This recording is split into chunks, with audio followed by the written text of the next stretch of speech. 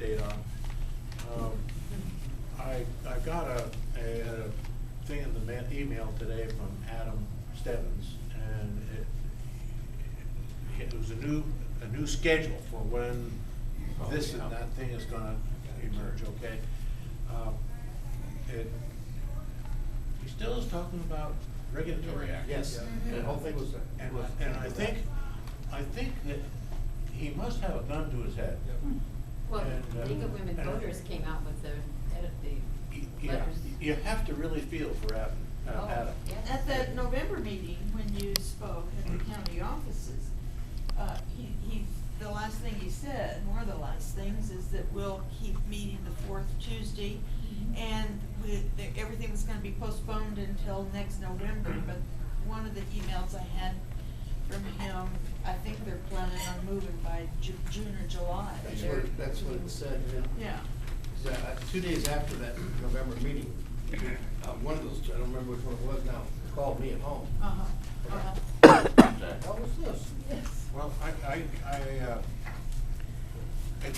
feel like a broken record or something. I keep saying, you gotta know what's broken before you can fix it. Yeah. And, where are the data? Well, that's something I emphasized too, what you were saying. I kept telling him, remember, Dr. who was telling me, I got in, his one, yeah, so then you gotta do the same thing, everything, because obviously it isn't fitting the mold. Yeah. Well, I have talked up with Adam, a stewardship program as one in which his office provides some consulting expertise. If somebody has a problem and wants to work next to a stream or something like this, the LC people have all said, we want a voluntary program.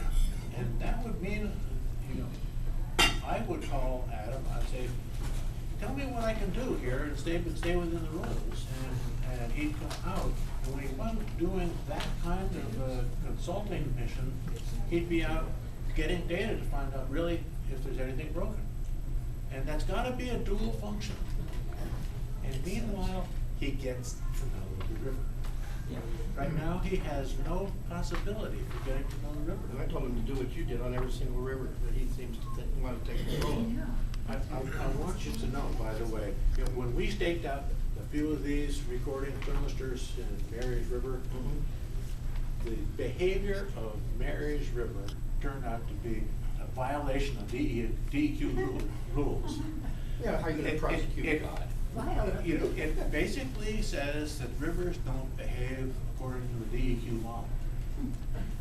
And their edict to our Oregon Department of Forestry is that you've got to put more shade over your streams, because we've had some streams that warmed up more than 0.3 of a degree in your.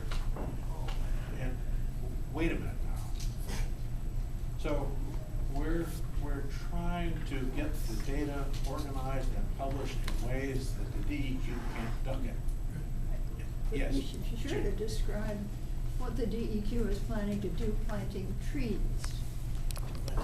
I have a copy of DEQ's budget that was formulated, I think, in 2010, projected budget. And they had $1 million plus to plant trees on 250 acres of streamside buffers along the Marys River system. On your land and mine and hers. What justification? And the idea is that the trees are going to shade the river and it will become a cold water standard trout stream. And Sure. that's over a few years, 5 years or so, 10 years. Not specified over how long a period. Oh, okay. But $4,000 an acre. Oh, jeez. Anybody who's ever worked in the woods knows that $400 an acre, $400 an acre, that's a high cost of reforestation. And they're over 10 times higher than that. And so I asked the DEQ guy, how come it costs so much? You got somebody doing the calculations that doesn't really know anything about planting trees. He said, oh, well, these are in small patches, and we got to plant big trees so they'll shade the stream. How do you plant a big tree? goodness. I want to thank you for clearing something up for me. for half of last year, I was trying to go through all the data DEQ I could find. And I kept coming up with the same solution you told us about tonight. They don't have data. They don't have data. It's just a scattering. And the DEQ, you know, in all fairness to DEQ is getting their budgets cut, and they're losing people, and they're running scared. Isn't that a good place to start? And just, yeah. Yes. But anyway, they don't have the resources to get the data, and but they don't have the brains to not try to regulate until they have them. And so the DEQ has to go to the legislature and say, we need to have funding to support the data gathering, or we can't do our job. But they've And already reached a conclusion. For instance, the tree plan is a conclusion. They got there, maybe without any data, but they've already reached solutions to a problem that hasn't been identified, and the solutions always cost a lot of money in administration. That's right, and we already know that the valley climate is what shapes the river temperature. And so basically what you have is a bunch of weeds growing up in the valley. Yeah, I'm serious about that. Where in Vermont did you grow up? 30 miles northwest of Brattleboro. Oh, I grew up in Grafton, Vermont. Oh, for crying out loud. I forgot to Down the mention window. earlier the little